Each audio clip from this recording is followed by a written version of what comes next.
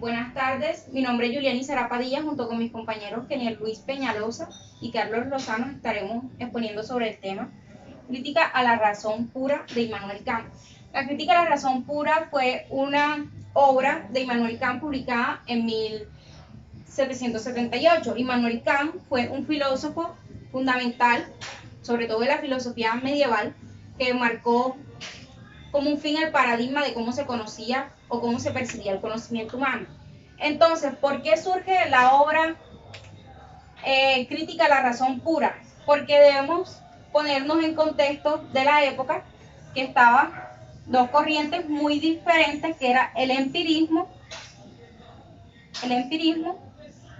y el racionalismo.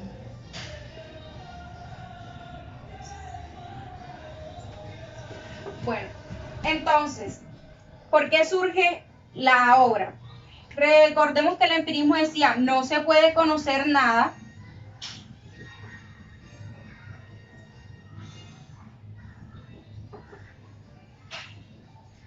y el racionalismo se puede conocer todo.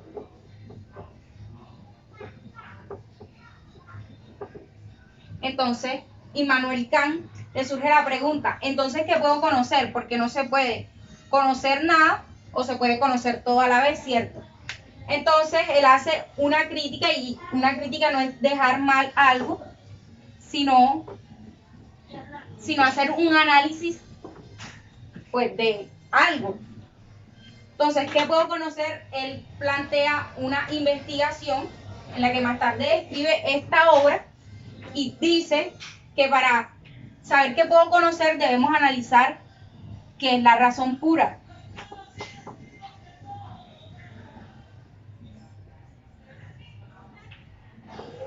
Entonces pongamos un ejemplo para que se entienda mejor. Entonces la razón pura es aquella que contiene los principios que te permiten conocer algo completamente a priori. Es decir, estos tres sujetos, uno A, una B y yo, pues tenemos la misma capacidad de...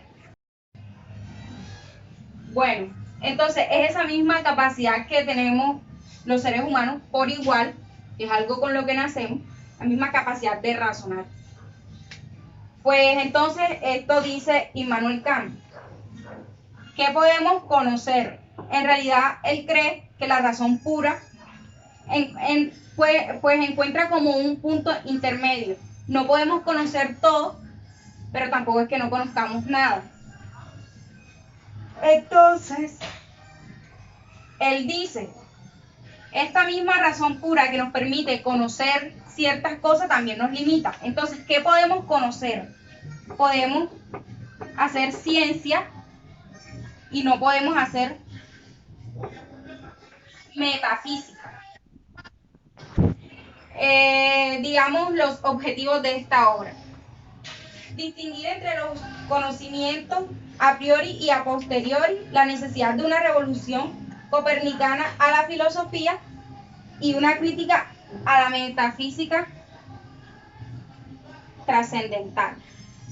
Pues, entonces, ¿qué son los conocimientos a priori y a posteriori? Los conocimientos a priori son aquellos que son antes de la experiencia y pues a posteriori son esos que nos permiten después de la experiencia expandir nuestro conocimiento.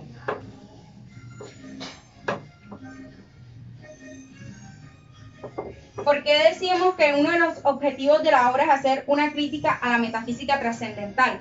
Pues Kant creía que la metafísica trascendental pues entraba o hacía que el ser humano cayera en, por decirlo así, en un paradigma de duda por intentar resolver cosas que simplemente no se podían. Y como ya dije, pues la obra se divide en pues esos son sus principios fundamentales. ¿Qué puedo conocer y cuál es el alcance de la metafísica? Y estudia en la obra puntos como la estética trascendental,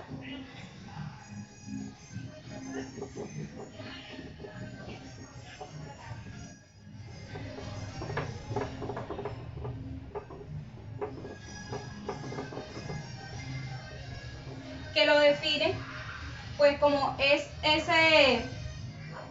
eso que nos permite, en esta estudia, pues la sensibilidad de los sentidos humanos. Es decir, Kant dice, en la estética trascendental es eso que nos permite a nosotros hacer o conocer nuestra realidad exterior.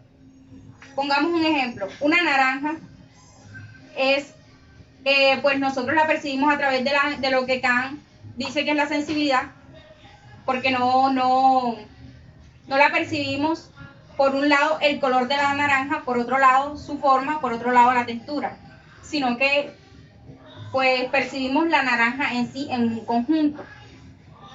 Y dice que esto es posible gracias al espacio y el tiempo, que son los juicios a priori que aporta el individuo. Ya. Lógica trascendental.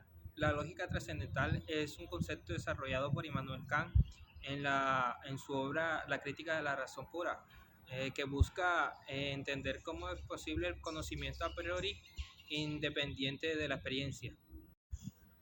Esta lógica se distingue de la lógica formal en que no se limita a analizar las estructuras formales del pensamiento, sino que investiga las condiciones que hacen posible el conocimiento a priori, es decir, el conocimiento independiente de la experiencia.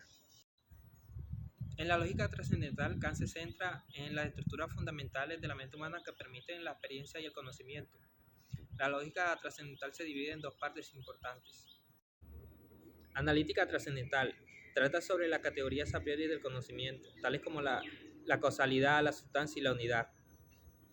Estas categorías son las condiciones necesarias para que podamos pensar y conocer los objetos de la experiencia. Ok, buenos días. Yo les estaré hablando sobre la dialéctica trascendental. Bueno, para entender básicamente lo que es dialéctica trascendental, primero quiero separar los dos términos individualmente. Así será un poco más fácil comprender sobre esto. Entonces, dialéctica. ¿Qué es la dialéctica? Sencillamente son esas conversaciones, esas discusiones que se tienen sobre un punto de vista y el otro para sacarle conclusión a ello. Y lo trascendental, bueno, esto hay que hacerle un punto a lo trascendental de Kant. ¿Por qué? Porque el término trascendental para Kant vendría siendo diferente a lo que comúnmente conocemos. Entonces, lo trascendental para Kant es esas condiciones de posibilidad que tenemos sobre un objeto.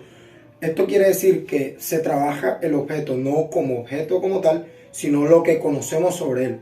Entonces, como por ejemplo, yo tengo alguna ropa tejida que me hizo mi abuela, y esas condiciones de posibilidad que yo pueda conocer sobre ello es porque conozco pues la tela, conozco a mi abuela, sé que ella hace ese tipo de cosas. Entonces, resumiéndolo al concepto trascendental, viene siendo condiciones de posibilidad. Entonces, ahora sí, entrando a lo que es la dialéctica trascendental de Kant, básicamente es una crítica. Es aquí donde hace el apartado de la crítica de la razón pura, donde explica por qué para él la razón pura tiene demasiados errores, demasiadas controversias en cuanto al absoluto conocimiento. ¿Cómo así? Por lo menos en cuanto a conocer completamente, se deben tener unos matices. ¿Cuáles son? El tema del entendimiento, el tema de la sensibilidad y el tema... Ok, entonces, la razón pura, tratando de explicar este sentido del universo, cae en antinomios y en paralogismos. ¿Qué son los antinomios y paralogismos? Los antinomios son esas contradicciones que se dan al intentar explicar el origen o explicar los temas metafísicos. Y el paralogismo también viene siendo una contradicción o un razonamiento ilógico. Entonces, ¿qué pasa con la razón pura? Lo que dice Kant, que intentando explicar todas estas cosas caen esas contradicciones. ¿Por qué? Porque queriendo dar a entender, queriendo comprender el universo en su expresión metafísica o en su expresión que para nosotros en nuestros sentidos es incognoscible, caemos en esos paralogismos. Entonces, básicamente, Kant lo que resume es que no nos vayamos al extremo en cuanto a la razón y en cuanto al empirismo.